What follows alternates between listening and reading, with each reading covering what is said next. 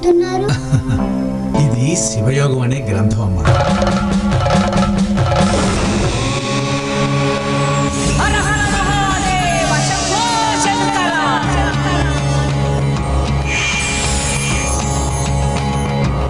ఈ శివయోగ ధ్యానంలో 6 అవరోధాలున్నాయి.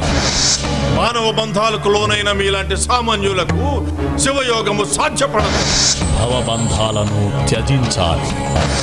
శివయోగమేగా సమయోగముసగా పరమేశ సన్నిధికి వరమైన పదము. శ్రీ గౌరీనాథ కైలాసవాస అవరోధ తిమిరాలు తొలగించు ఘనుడా.